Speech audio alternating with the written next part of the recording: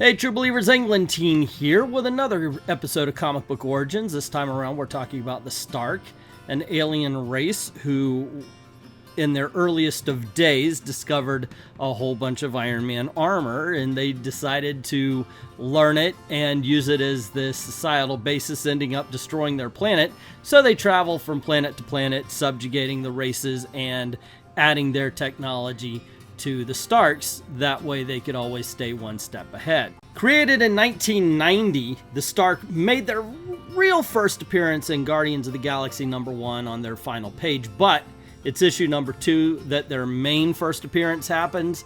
It also coincides with, of course, Taserface appearing in issue #1, and then that kind of carries over to issue #2. But with all that aside, let's dive into Guardians of the Galaxy #2. And as the book opens, we see the Guardians just staring out going, wait a second, there's some sort of mistake. And the Stark, who we do not see until the next page, says, yep, and it was made by you, and we get this recap. The scene is a remote, technologically unsophisticated planet in the Bledsoe system called Korg. The Guardians had come seeking clues to the whereabouts of the long-lost shield of the legendary Captain America. What they found instead was the cyborg emissary of a race of interplanetary conquerors. They call themselves the Stark, and they have claimed this world as their own, and they intend to protect that claim.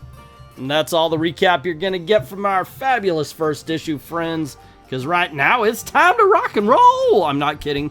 That's what it says right down at the bottom of the page. And on the next page, we get a brief introduction to the team, and I like this, even though it's the second issue. They introduce Charlie 27 as the genetically engineered to have 11 times the cellular density of a normal human. He has the strength, stamina, and resiliency to prove it.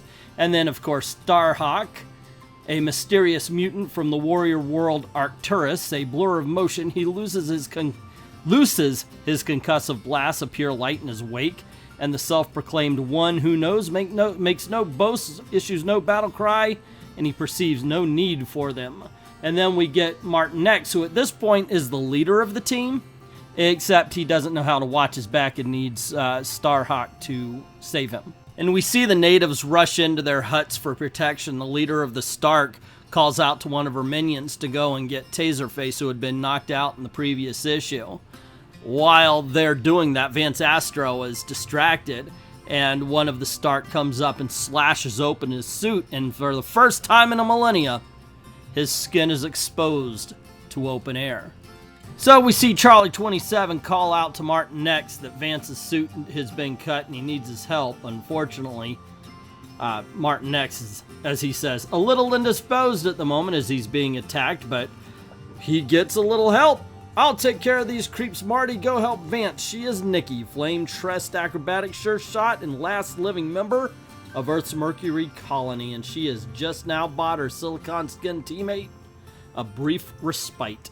Starhawk flies above Martin X as he helps out Vance Astro, and Martin X yells, "Go get Yondu, we're getting out of here." Yondu is a mystic weapons master from Earth's only extrastellar colony, Centauri 4. He controls the Yaka Arrow, a shaft which turns in mid-flight in response to his high-pitched whistle. He does not notice the Stark warrior coming up behind him until it's too late, and it is a blow that would have killed a human being. As it is, it sends the azure-skinned Guardian hurtling some 50 feet through the air and right through the roof of one of the natives' Kurga's dome-shaped domiciles. We see Yondu laying on the floor of one of the Kurga's huts.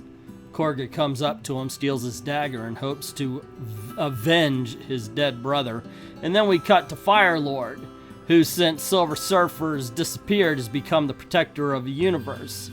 He has abandoned the impetuousness of his youth and becoming a voice for reason and a scourge of evil throughout the known universe. He seeks now to confine a new form of evil, now aborting an evil called the Stark. And this is kind of weird to me. I'm serious. We find out that it's Uatu, the Watcher, who is narrating this whole story. And he even says, "But who are the Stark, you ask? I am Uatu, born of a race of Watchers whose sole purpose is to observe but not participate in the evolution of the universe's myriad life forms. In order to understand just who the Stark are, we must first understand whence they came."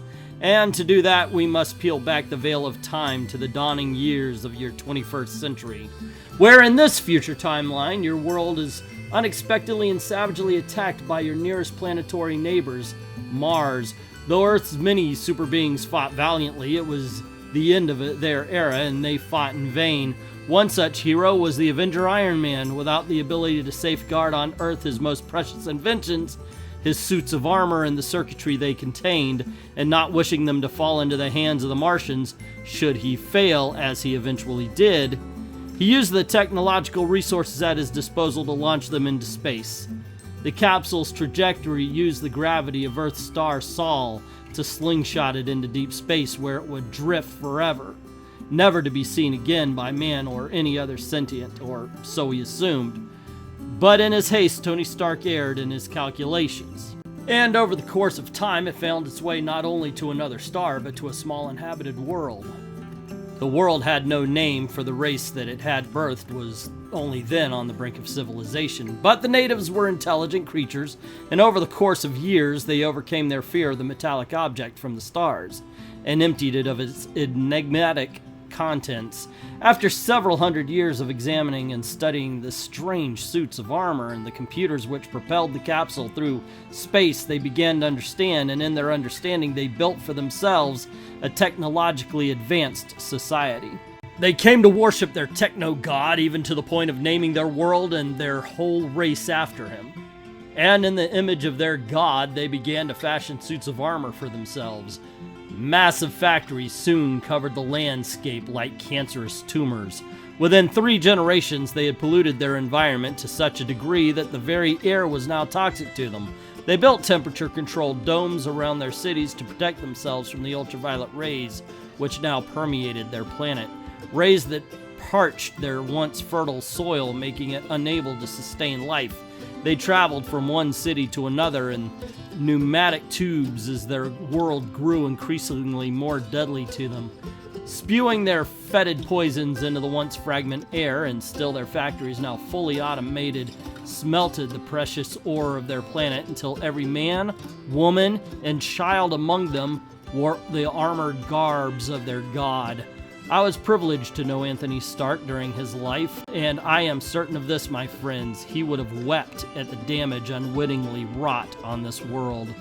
Had he suspected, he might very well have destroyed his inventions with a repulsor blast, but he did not. The Stark, as they had since dubbed themselves, continued to plunder the planet of their birth. Whether they were unaware of what they were doing or somehow considered it their sacred duty to continue along that course, I cannot say. But they strip mined their world of its indigenous ore until the planet, now in its death throes, abused beyond the point of redemption, had nothing left to give. It was then that they used their now advanced technology to create a caste of cyborg outfits. These warriors would act as advanced wave for their space fleet, laying claim to other worlds. Worlds the Stark would then invade to rob their minerals and enslave their populations. Worlds like Korg. And we cut back to Charlie 27 doing all sorts of butt kicking when he realizes that Nikki seems to be doing more butt kicking than anyone else, but also that the Stark are really taking orders from female, and he realizes, aha! And he yells for Starhawk to turn into Alita. And so Starhawk does, flying into the air, and Alita shows up and says, whoa, I can't really fly here. Why is he doing that? And she realizes, wait a second, yeah, in fact, the Stark, all but one of the Stark, refused to attack her. So Alita decides to attack her, but her powers are different. She turns light into a solid and ends up knocking the female Stark into the ground a little bit harder than she originally had planned. And we see that Alita, she feels bad about killing the Stark soldier. But she doesn't notice that all the Stark have just frozen in place. Charlie 27, on the other hand, he no longer has any doubts about his enemy's weakness, and he knows that the key to their defeat, it is in yonder tent. And said tent becomes his one objective, his sole focal point, and he will destroy anything that gets in his way of it.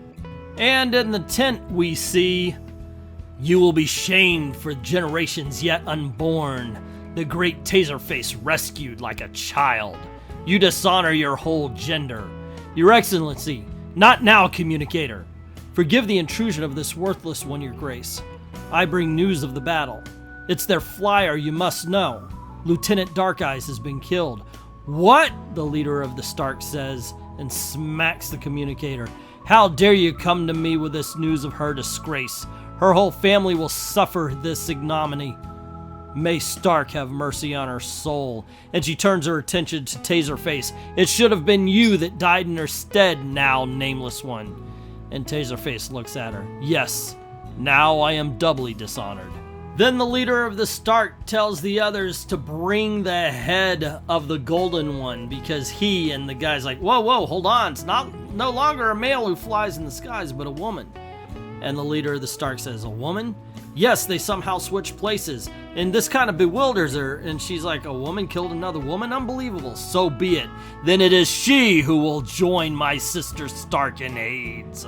Taserface rushes into battle, and we see the Guardians winning some, losing some, and we see the, the Korg hold a knife to Yondu's throat as Taserface basically sees Nikki and thinks, okay, I gotta have that chick.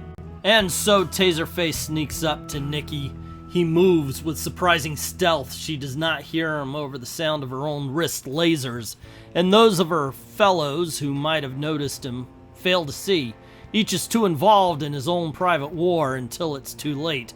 Surrender immediately, aliens! Taserface yells as he grabs onto Nikki and holds his gun arm to her head.